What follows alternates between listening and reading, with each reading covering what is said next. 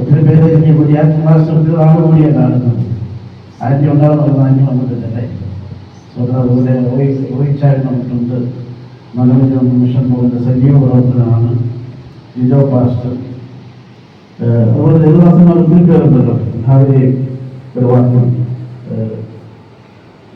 സ്വാഗതം ആശംസിക്കുക. കാരണം മിഷൻ ബോർഡിന്റെ മീറ്റിംഗ് ആണല്ലോ. ഞാൻ വിവിധ സഭകളിൽ കടന്നുപോയി ഈ മിഷൻ ബോർഡിനെ കുറിച്ച് പ്രൊമോട്ട് ചെയ്യുകയും സംസാരിക്കുകയും ചെയ്തുകൊണ്ടിരിക്കാൻ ഇപ്പോഴാണ് എൻ്റെ പ്രവർത്തനങ്ങളിലെ ഏറ്റവും പ്രധാനപ്പെട്ട ഒരു പ്രവർത്തനം. മിഷൻ ബോർഡിന്റെ കാര്യങ്ങളെ ഇവിടെ വന്ന് ഞാൻ പറയുന്നുണ്ട്. ഒന്ന് രണ്ട് കാര്യങ്ങളാണ് മിഷൻ ബോർഡിനെ കുറിച്ച് പറയുമ്പോൾ എനിക്ക് പറയാനുള്ളത്. ഒന്ന്, ഏറ്റവും പ്രധാനമായിട്ട് പ്രാർത്ഥിക്കണം. സുവിശേഷീകരണത്തിന് വേണ്ടി ദൈവസഭ ഒന്നാകെ പ്രാർത്ഥിക്കണം. പ്രാർത്ഥനയാണ് ഏറ്റവും വലുതായിട്ട് വേണ്ടത്. ഇവിടെ എല്ലാവരുടെയും പ്രാർത്ഥന ചോദിക്കുകയാണ്. രണ്ട്, കൈത്താങ്ങൽ കൊടുക്കേണ്ടത് ആവശ്യമാണ്. നമ്മൾ ചെയ്യുന്നുണ്ട്. ചെറിയ ഓരോ ബോക്സുകളൊക്കെ നമുക്ക് തന്നിട്ടുണ്ട്. ഓരോ ഭവനങ്ങളിൽ തന്നിട്ടുണ്ട്.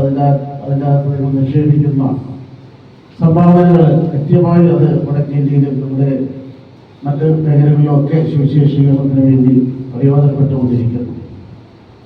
മൂന്നാമതൊരു കാര്യം, ഒരു പുതിയ തലമുറ സുവിശേഷീകരണത്തിന് വേണ്ടി എഴുന്നേൽക്കണം. അതിന് ദൈവസഭ തന്നെ മുൻകൈയെടുത്ത് ഇപ്പൊ ഭാവഭാസങ്ങളുടെ സഭയിൽ അത് പ്രോത്സാഹനം ചെയ്യുന്നുണ്ട്. യുവാക്കളെ മൊത്തം മുമ്പോട്ട് കൊണ്ടുവരുന്നുണ്ട്. അനേക സഭകളെ ഞാൻ കടന്നു പോകുമ്പോൾ എനിക്ക് അറിയാൻ കഴിയുന്നത് പാസ്റ്റർമാർ തന്നെ തിരക്കഥ സംവിധാനം എല്ലാം പാസ്റ്റർമാർ തന്നെയായിരിക്കും. ഒരു തലമുറയെ പ്രോത്സാഹിപ്പിക്കുന്നില്ല. എന്താണെന്ന് എനിക്കറിയില്ല. കാരണം നമ്മുടെ കാലശേഷം പുത്തൻ തലമുറ സുവിശേഷത്തിന് വേണ്ടി എഴുന്നേൽക്കേണ്ടത് അത്യാവശ്യമാണ്. ഈ മൂന്ന് കാര്യങ്ങൾ പ്രത്യേകമായി ശ്രദ്ധിക്കണമെന്ന് ദൈവസ്നേഹത്തിൽ ഞാൻ ഓർമ്മിക്കുകയാണ്. അതുപോലെ കൈത്താങ്ങൽ കൊടുക്കുന്ന കാര്യം, മോശയോട് ദൈവം പറഞ്ഞു കൂടെ ഒരു ദൈവത്തിനിരിക്കാനായിട്ടൊരു പെട്ടകം പണിയണമെന്ന്. അപ്പൊ അതിൽ ഒരുപാട് കാര്യങ്ങൾ പറയുന്നുണ്ട്. പട്ടണൂർ കൊണ്ടുപോകണം, പല പല കാര്യങ്ങൾ, കാതിമരം, അങ്ങനെ പല കാര്യങ്ങൾ പറയുന്നുണ്ട്. ആ കൂടെ പറയുന്നുണ്ട് തടസ്സത്തോട് കൂടെ കൊണ്ടുവരാൻ പറയുന്നുണ്ട്. അത് കൊണ്ടുവരുമ്പോൾ മനസ്സോടെയല്ല, നല്ല മനസ്സോടെ കൊണ്ടുവന്നാൽ അത് സ്വീകരിക്കാനാണ് പറയുന്നത്. അപ്പോൾ ഇസ്രായേൽ മക്കള് ഈ തകശുനൂരിനെ കുറിച്ച് ഞാൻ പഠിച്ചപ്പോൾ എസ്കേലിന്റെ പത്രത്തിൽ പറയുന്നുണ്ട് തകശുനൂര് കൊണ്ട് അവർ ചെരുപ്പ് ധരിച്ചിരുന്നത്. അപ്പോൾ തങ്ങളുടെ മക്കളുടെ കാല് മണരാരണ്യത്തിലൂടെ കടന്നു പോകുമ്പോൾ പൊള്ളണ്ട തങ്ങളുടെ കാലിനൊക്കെ സുരക്ഷിതം കിട്ടാനായിട്ട് അവര് തകശുനൂര് എടുത്തിരുന്നു. എന്നാൽ മോശയോട് ആവശ്യപ്പെട്ടപ്പോൾ മനസ്സോടെയല്ല, നല്ല മനസ്സോടെ മോശയുടെ ഒരിക്കൽ കൊണ്ടുകൊടുത്തപ്പോൾ അവരുടെ ചെരുപ്പ് 40 വർഷം തേടില്ല. ദൈവം കരുതുവാനിടയായിട്ട് തീർന്നു. 40 വർഷം കുഞ്ഞുങ്ങളുടെ കാല് അല്ലെ, അവരുടെ വളർച്ച വരുമ്പോൾ കാല് വളർന്നില്ലേ, അല്ലെങ്കിൽ അവരുടെ ചെരുപ്പം ദൈവം വളർത്തി. അല്ലെങ്കിൽ ദൈവം ആ അത്ഭുതം ചെയ്തെങ്കിൽ കർത്താവിന്റെ വേലയ്ക്ക് വേണ്ടി നിങ്ങൾ മനസ്സോടെ അല്ല, നല്ല മനസ്സോടെ ചെയ്യുകയാണെങ്കിൽ ഒരു മാസം പച്ചവെള്ളം കൊടുത്താലും അതൊരു പ്രതിഫലം തരുന്ന സർവശക്തനും സർവജ്ഞാനിയും സർവവ്യാപിയുമായ നമ്മുടെ കർത്താവ് നിങ്ങളെ പറയുക അത്ഭുതകരമായി വഴി നടത്താനാണ് ഞാൻ ചെയ്യുന്നത്. അതിന് യാതൊരു സംശയവുമില്ല. ഹല്ലേലൂയ. ആ നഗരത്തിലൊക്കെ നിങ്ങളെ കൊണ്ട് പറ്റുന്നത് കൊണ്ടുള്ള ഹല്ലേലൂയ സുവിശേഷീകരണത്തിന് വേണ്ടി മനസ്സോടെ അല്ല, പാസ്റ്റർമാർ പുഷ് ചെയ്തുകൊണ്ടല്ല, അല്ലെങ്കിൽ ഞങ്ങളെ പോലുള്ള വന്ന് നിർബന്ധിക്കുന്നത് കൊണ്ടല്ല, നിങ്ങൾ മനസ്സോടെ അല്ല, നല്ല മനസ്സോടെ സുവിശേഷത്തിലേക്ക് ഒരു 10 രൂപയാണെങ്കിൽ നല്ല മനസ്സോടെയാണ് കൊടുക്കുന്നതെങ്കിൽ ദൈവം തീർച്ചയായും നിങ്ങളെ നിങ്ങളുടെ തലമുറയെ അനുഗ്രഹിക്കാൻ മതിയായ കർത്താവിനെയോ ഞാൻ നിങ്ങൾ സേവിക്കുന്നത്. ഞാൻ എന്റെ അത്ഭുത സാക്ഷ്യങ്ങളൊക്കെ പറഞ്ഞിട്ടുണ്ടല്ലോ. ഇവിടെ ഞാൻ സാക്ഷികൾ പറഞ്ഞിട്ടുണ്ട്. ഞാൻ വളരെ വേഗത്തിലൊന്ന് ടച്ച് ചെയ്ത് ഒരു ചെറിയ സന്ദേശം നൽകിയിരിക്കുവാനാണ് ഞാൻ ആഗ്രഹിക്കുന്നത്. ഞാൻ ജോലി കെട്ടി പോകുന്നതിന് മുമ്പ് പാലായിൽ അറിയപ്പെടുന്ന ഗുണ്ടായുസവും അടിപിടിയൊക്കെ ആയിട്ട് നടക്കുകയായിരുന്നു. ജീവിതത്തിൽ ജോലിയെ കിട്ടിക്കഴിഞ്ഞ് വീണ്ടും മദ്യപാനത്തിലേക്ക് വന്നു. ഒരു അപകടമുണ്ടായി, തകർന്നു പോയി. അതോടുകൂടി എല്ലാം നഷ്ടപ്പെട്ടു പോയി. അനേക കൂട്ടുകാരുണ്ടായിരുന്നു. എന്നാൽ അപകടം സംഭവിച്ചതിനു ശേഷം കൂട്ടുകാർക്ക് വേണ്ടി കടഭാരം വന്ന് ഞാൻ ജീവിതത്തിലെല്ലാം എന്റെ കൂടെ നിൽക്കുമെന്ന് കരുതിയവരെല്ലാം എന്നെ തള്ളിക്കളഞ്ഞു, ഉപേക്ഷിച്ചു. സ്വന്തം എന്ന് പറഞ്ഞവർ സ്വന്തം വഴി ഓടിയത് ഓടി മണ്ടി വീർത്ത് കിടക്കുന്ന അവസ്ഥ എല്ലാവരും തള്ളിക്കളഞ്ഞൊരു സാഹചര്യം ഉണ്ടായി. ആരും സഹായിക്കുവാനില്ല, ഒരു നല്ല വാക്ക് പറയുവാനില്ല. എല്ലാം കൊണ്ടും തകർന്നും തേപ്പടമായി പോയാൽ 1996 മെയ് മാസം 30-ാം തീയതി മാതാ ടൂറിസ്റ്റ് കൂടി ആത്മഹത്യ ചെയ്യുവാനായി റൂമെടുത്തു. അവിടെ വെച്ച് ആത്മഹത്യ ചെയ്യുവാനായിട്ടൊരു ഗ്ലാസ് മധ്യത്തില് കിണറ്റെന്ന് പറയുന്ന വിഷം ഒഴിച്ച് എടുക്കാനായി തുടങ്ങുമ്പോൾ എനിക്ക് മുമ്പാരോ താമസിച്ച ആരോ എഴുതിയിട്ടൊരു വചനമാണ് ഇന്നിവിടെ എന്നെ നിർത്തിയിരിക്കുന്നത്. ഓർപ്പിച്ചല്ലോ, നമുക്ക് സമയമില്ല. എന്നെ പോലെ അനേകര് ആത്മഹത്യക്ക് വേണ്ടി ഒരുങ്ങിയിരിക്കുന്ന അനേകര് ഈ ചുറ്റുപാടുകളിലുണ്ട്. അതുകൊണ്ട് ഓർപ്പിച്ചത് സമയമില്ല. ഒരു സെക്കൻഡ് ഞാൻ അവിടെ താമസിച്ചപ്പോൾ ആ വ്യക്തി അവിടെ ഹല്ലേലൂയ ആ വചനം എഴുതിയിട്ടില്ലായിരുന്നെങ്കിൽ ഞാനിവിടെ നിൽക്കില്ലായിരുന്നു. ആ വചനം ഇങ്ങനെയായിരുന്നു: receive this instruction from his mouth and lay his words in your heart. അവന്റെ വചനം നിന്റെ ഹൃദയത്തിൽ സംഗ്രഹിക്കൂ, അതുവഴി നിനക്ക് നന്മ ലഭിക്കും. ഇതുവരെയും ദൈവത്തെ തള്ളിക്കളഞ്ഞ എന്റെ പിതാവ് ഞാൻ ജോലി കിട്ടി പോകുമ്പോൾ എനിക്ക് ദൈവത്തിന്റെ ബൈബിളൊക്കെ തന്നു വിട്ടു. അത് ഞാൻ ചവിട്ടുപറ്റിയിൽ വലിച്ചെറിഞ്ഞ് കളഞ്ഞിരിക്കുകയായിരുന്നു. എന്നാൽ മരിക്കുന്നതിന് മുമ്പ് ഒന്ന് ബൈബിൾ കിട്ടിയാൽ കൊള്ളാമെന്ന് ആഗ്രഹിക്കുമ്പോഴാണ് ഒരു വചനം എനിക്ക് അവിടെ ലഭിക്കുന്നത്. ആ വചനം കിട്ടിയപ്പോൾ ഞാൻ ടോക തുറന്നപ്പോൾ ഒരു ബൈബിൾ അവിടെ ഇരിക്കുന്നു. ആ ബൈബിൾ വായിച്ചു. യോബിന് 22-21 മുതൽ വായിച്ചപ്പോൾ എനിക്ക് മനസ്സിലായി, നീ കർത്താവിനോട് ഇണങ്ങി, നീ കർത്താവിലേക്ക് തിരിഞ്ഞാൽ നിന്റെ വഴി പ്രകാശമാനമാകും. ഹല്ലേലൂയ. അപ്പോൾ എനിക്ക് കാര്യം മനസ്സിലായി, ഞാൻ കർത്താവിലേക്ക് ഇതുവരെ വരാത്തത് കൊണ്ടാണ് എന്റെ ജീവിതത്തിൽ ഇതൊക്കെ സംഭവിച്ചു. ഞാൻ അവിടെ ഏറ്റു പറഞ്ഞു, കർത്താവിനെ ഹല്ലേലൂയ ഹൃദയത്തിൽ സ്വീകരിച്ചു. അങ്ങനെ പാലായിലേക്ക് കടന്നു വരുമ്പോൾ കർത്താവിന്റെ ദാസൻ ജോസ് ഫാസ്റ്റർ പാലായിലെ ശുശ്രൂഷകനായിരിക്കുക. ആ സമയമാണ് ഇവിടെ കടന്നു വരുന്നത്. അന്ന് കുരിശുപള്ളിക്കവലിൽ ഒരു കൊച്ചു ഒരു എന്താ പറയുന്നത്, മർക്കോസിന്റെ മാളിക പോയി ഒരു കുഞ്ഞ് റൂമിലെ കർത്താവിന്റെ ദാസൻ അവിടെ ശുശ്രൂഷ ആരംഭിച്ചു. ഞാൻ അവിടെ ചെല്ലുമ്പോൾ ഞാനും റോയി പാസ് കൂടി ചെല്ലുന്നത്. എന്നാൽ ദാസം ഇവരൊക്കെ പേടിച്ചു പോയി. കാരണം പാലയില് അറിയപ്പെടുന്ന ആൾക്കാരാണ് ക്ലാസ് പെട്ടെന്ന് ശുശ്രൂഷയ്ക്ക് എത്തി. സ്വത്രം ഞങ്ങൾ പറയും, പാസ്റ്ററെ ഞങ്ങൾ വേറെ അറമ്പുണ്ടാക്കാനൊന്നും വന്നതല്ല, ഞങ്ങൾക്ക് വേണ്ടി പ്രാർത്ഥിക്കണം എന്ന് പറഞ്ഞു. അന്ന് അവിടെ വെച്ച് പ്രാർത്ഥിച്ചു. സ്വതന്ത്രം തലേ കൈവച്ച് പ്രാർത്ഥിച്ചു. എന്റെ ശരീരത്തിൽ ഏതോ വൈശാലിക ശക്തി ഇറങ്ങിപ്പോകുന്ന അനുഭവം ഉണ്ടായി. ഹല്ലേലൂയ. അന്നാണ് ജീവിതത്തിൽ മദ്യം തരാത്ത, ഈ ലോകം തരാത്ത സമാധാനം എന്റെ ഉള്ളിലേക്ക്, യേശുവിന്റെ ദിവ്യ സമാധാനം എന്റെ ഉള്ളിലേക്ക് കടന്നു വരുവാനിടയായിട്ട് തീർന്നു. ഹല്ലേലൂയ.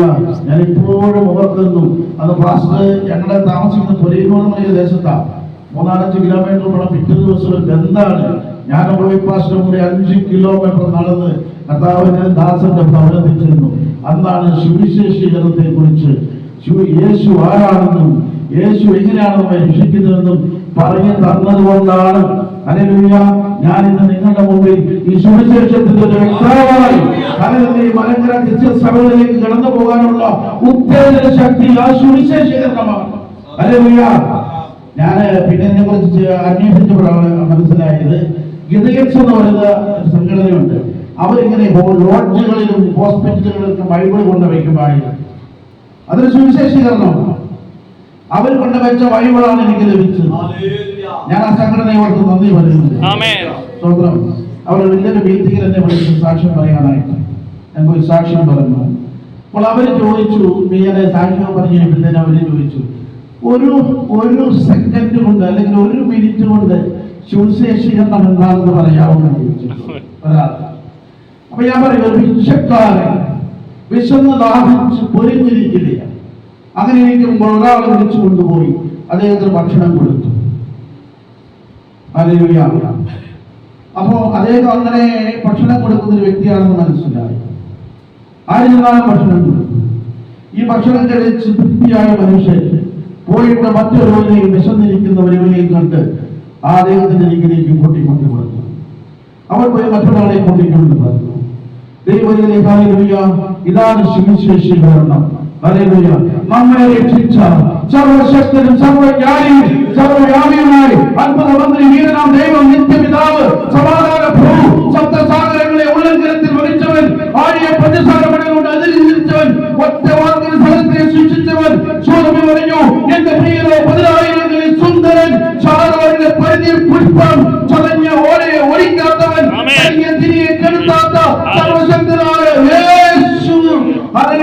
രക്ഷിച്ച ഹല്ലേലൂയ ആ രക്ഷിതാവിനെ കുറിച്ച് ഞാൻ നിങ്ങൾ ഹല്ലേലൂയ പറയുക എന്നുള്ളതാണ് സുവിശേഷം പറയുന്നത്.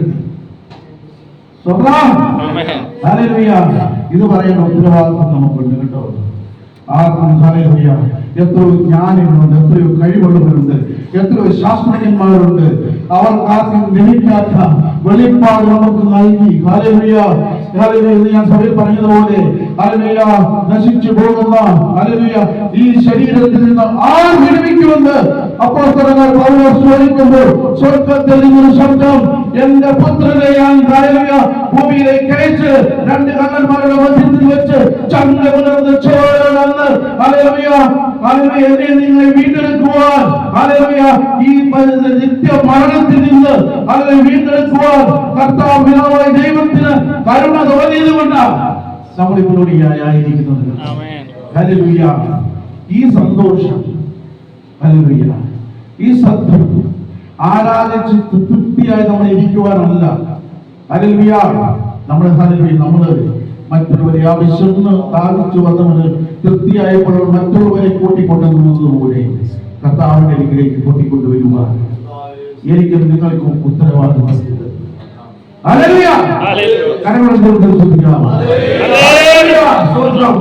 നമുക്കറിയാം ഹല്ലേലൂയ ഇസ്രായേൽ മക്കൾ മിസ്രൈമിൽ നിന്ന് കടന്നു പോയുമ്പോൾ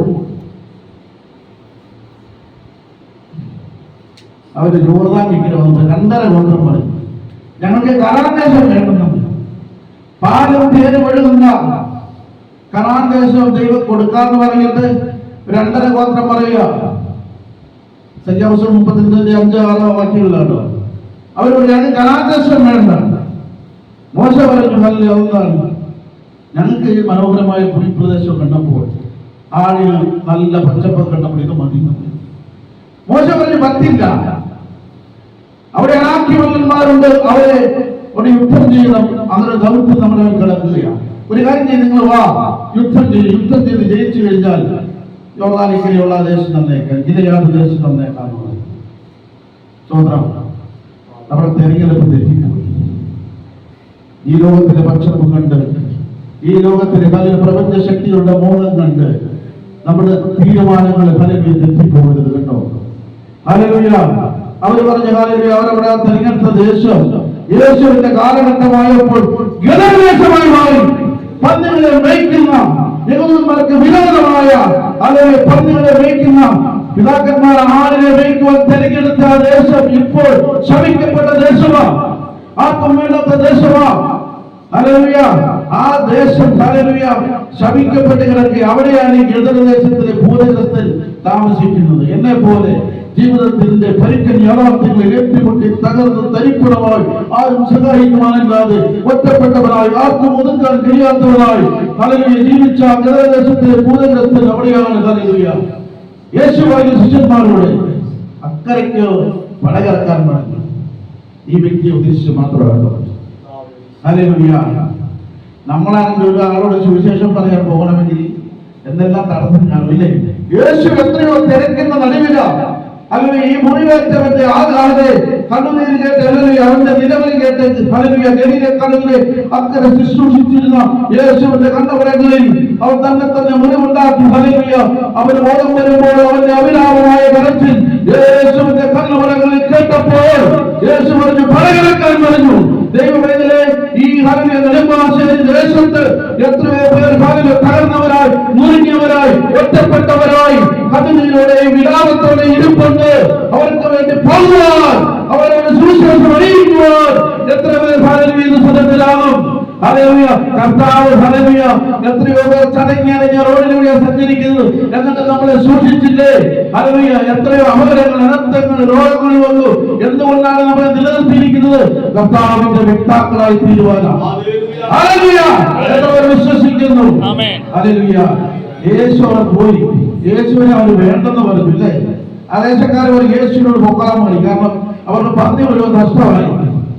സ്വന്തം ഹല്ലേലൂയ അതുകൊണ്ട് പൊക്കോളാൻ പറഞ്ഞു. പക്ഷെ യേശു ഒരു കാര്യം ചെയ്തു. ആർക്കും വേണ്ടാതെ കിടന്ന ആർക്കും ഒതുക്കാൻ കഴിയാതിരുന്ന ആ ഗദർദേശത്തിലെ ഭൂതഗ്രസ്തനോട് പറഞ്ഞു, നീ എന്റെ വ്യക്താവായി, നീ ഒരു സുവിശേഷകനായി, നീ ഹല്ലേലൂയ ദക്കാപുരി ദേശത്ത് എന്നെ കുറിച്ച് സാക്ഷ്യം പറയാമോ? ഹല്ലേലൂയ. യേശുവിനെ വേണ്ടെന്ന് പറയുന്നത് യേശു അവനെ ഒരു സുവിശേഷകനായിരിക്കും. നമ്മൾ നോക്കുമ്പോൾ അവന് യാതൊരു വിദ്യാഭ്യാസമില്ല, കഴിവുമില്ല, ഇല്ലേ? ആർക്കും വേണ്ടാത്തവനായിരുന്നു. പക്ഷെ യേശു അവനിൽ ഒരു സുവിശേഷകനെയാണ് കണ്ടത്. നമ്മൾ കടന്നു പോകുമ്പോൾ ഹല്ലേലൂയ, നമ്മൾ നോക്കുമ്പോൾ നമ്മുടെ കാഴ്ചപ്പാട് മാറണം കേട്ടോ. സുവിശേഷവുമായി കടന്നു പോകുമ്പോൾ അല്ലെങ്കിൽ ചിലപ്പോൾ നമ്മളോട് വിരോധമായിട്ട് സംസാരിക്കുന്നവരാ, ചിലപ്പോൾ ആർക്കും ഒതുക്കാൻ മേലാത്തവരാണ് നടന്നവരാ. പക്ഷേ യേശുവിന്റെ കാഴ്ചപ്പാട് പോലെ അവന്റെ കഴിവുകളെ സുവിശേഷത്തിന് വേണ്ടി ഉപയോഗിച്ചാൽ ഹല്ലേലൂയ സ്വർഗ്ഗരാജ്യം കെട്ടിപ്പടുക്കുവാൻ അവന് കൊള്ളാമെന്ന് ഹല്ലേലൂയ നമുക്ക് ആ ഒരു കാഴ്ചപ്പാട് നമ്മുടെ ഉള്ളിൽ വേണം. ആമേൻ. ഞാൻ പറയട്ടെ, ഞാന് ഒരിക്കലും പാസ്റ്ററാകുന്നു ഇങ്ങനെയാവുന്നതും എനിക്കറിയില്ല. എന്നാൽ എന്റെ പ്രിയ ആത്മീയ പിതാവ് എന്നിലൊരു സുവിശേഷകരെ കണ്ട് അല്ലെങ്കിൽ എനിക്കൊരു പ്രോത്സാഹനം തന്നതുകൊണ്ടാണ് ഞാൻ ഉയർത്തി പറയുന്നവരാണ്. സ്വന്തം ഞാൻ ഉയർത്തി പറയുന്നതല്ല, അങ്ങനെ ഒരു പ്രോത്സാഹനം തന്നതുകൊണ്ടാണ് ഇന്നും സുവിശേഷീകരണത്തിന് വേണ്ടി ഞാൻ എല്ലാ സമയങ്ങളിലും പോകുന്നുണ്ട്. IPC ചർച്ച് ഓഫ് ഗോഡ് എന്നെ വിളിക്കുന്നിടത്തൊക്കെ ഞാൻ പോകുന്നുണ്ട്. ഒരു ഡിനോമിനേഷൻ നോക്കാതെ സുവിശേഷത്തിന് വേണ്ടി നിൽക്കുന്നില്ല. സ്തോത്രം. ഹല്ലേലൂയ. അവൻ ഹല്ലേലൂയ പോയി. അവൻ യേശുവിനെ കുറിച്ച് പോകവേ പറഞ്ഞത്, പിന്നീടൊന്നും പറ്റില്ല. യേശു അവന് ദെക്കാപ്പൊലി ദേശത്തേക്ക് അയച്ചപ്പോൾ അവൻ പോകവേ അവൻ യേശുവിനെ കുറിച്ച് സുവിശേഷീകരണം നടത്തി. ഹല്ലേലൂയ. ഹല്ലേലൂയ. മർക്കോസിന്റെ സുവിശേഷം 6:53 വായിക്കുമ്പോൾ ഹല്ലേലൂയ യേശുവിനെ വേണ്ടെന്ന് പറഞ്ഞ ദേശത്ത് യേശു വിശ്രമിക്കുവാനായി ശിഷ്യന്മാർക്ക് കൂടി ആ ദേശം തിരഞ്ഞെടുക്കാൻ ഒരു കാരണമുണ്ട്. ഒരു സുവിശേഷകൻ അവരെ വിട്ടിട്ടുണ്ട്. അവൻ പോയിട്ട് യേശുവിനെ വേണ്ടെന്ന് പറയുന്ന സ്ഥലത്ത് എന്താ ചെയ്തതെന്ന് അറിയാൻ വേണ്ടി ജനതല ദേശത്തേക്ക് ഹല്ലേലൂയ യേശു ശിഷ്യന്മാരും അവരിൽ ആ പടകം അവിടെ അണഞ്ഞു. അപ്പോൾ ജനമെല്ലാം ഓടുകയാണ്, അങ്ങോട്ടും ഇങ്ങോട്ടും ഓടുക. യേശു വന്നു പറഞ്ഞപ്പോൾ എന്താണ് ഈ ഭൂലോകത്തെ വിളിച്ച സർവശക്തനും സർവജ്ഞാനിയും സർവവ്യാപിയുമായ യേശു വന്നിരിക്കുന്നു. ഹല്ലേലൂയ. അവർ ഓടി, അനേകർ അങ്ങോട്ടും ഇങ്ങോട്ടും ഓടി ആളുകളിലേക്ക് വിളിച്ചുകൊണ്ട് വരിക. ചന്തകളിൽ പോലും കട്ടിലിൽ കിടത്തി എന്നാ പറയുന്നത്. യേശുവിനെ വേണ്ടെന്ന് പറഞ്ഞാൽ ആ ദേശം ആരാ സുവിശേഷീകരിച്ചത്? ഹല്ലേലൂയ. ഡോക്ടറേറ്റ് എടുത്തവരാണോ? പണമുള്ളവരാണോ? അന്തസ്സുള്ളവരാണോ? ആർക്കും വേണ്ടാതെ വെളുമ്പറമ്പിൽ എറിയപ്പെട്ട കല്ലായി കിടന്ന ആ ഭൂതഗ്രസ്തനായ യേശുവിന്റെ കരങ്ങളിൽ വന്നപ്പോൾ യേശു അവനെ ഹല്ലേലൂയ ഒരു സുവിശേഷകനായി, ഒരു മിഷണറിയായി മാറ്റിയപ്പോൾ അവൻ ആ ദേശത്ത് യേശുവിന്റെ സാക്ഷ്യമുള്ളവനായി നിന്നപ്പോൾ അനേകർ യേശുവിനെ പ്രസിദ്ധീകരിക്കാൻ തുടങ്ങി. ചന്തകളാദ്യമായി വായിച്ചു നോക്കും. 19 വായിച്ചു നോക്കും. ചന്തകളിൽ പോലും കട്ടിലിൽ കൊണ്ട് രോഗികളെ കിടത്തുന്ന പറയുന്നത് യേശു അതിനെ വരുമെന്ന് പറഞ്ഞു. ചില യേശുവിന്റെ വസ്ത്രത്തിന്റെ തൊങ്ങലിലേക്ക് തൊട്ടാവെന്ന് പറഞ്ഞ് നടക്കുക. യേശുവിനെ വേണ്ടെന്ന് പറഞ്ഞ് ഓടിച്ച സ്ഥലമാ.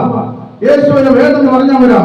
അങ്ങനെയെങ്കിൽ ദൈവത്തിലെ എനിക്കും നിങ്ങൾക്കും ഒക്കെ ഓരോ സർക്കിളുണ്ട്. ഞാൻ ഹിന്ദുസ്ഥാൻ പട്ടണത്തിൽ ജോലി ചെയ്യുന്നു. നിങ്ങൾക്ക് ആർക്കും അവിടെ വന്ന് സുവിശേഷം പറയാൻ പറ്റില്ല.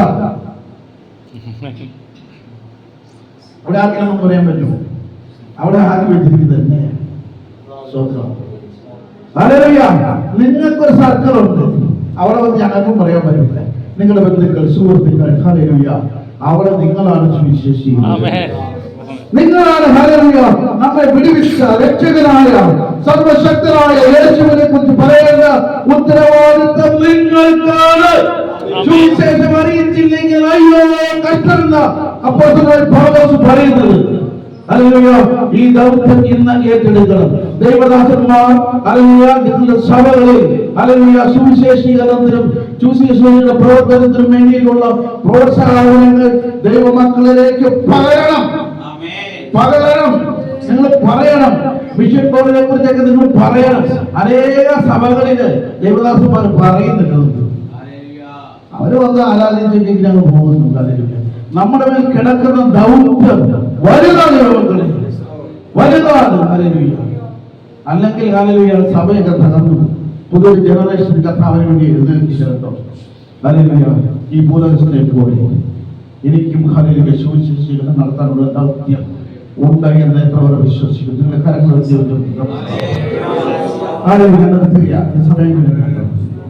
ഒരു നിമിഷം പ്രാർത്ഥിക്കാം. വിശ്വസിക്കൂടെ ആകൂടാതെ സ്നേഹിക്കുന്ന സ്വർഗീയ പിതാവേ, അനുഗ്രഹമേറിയ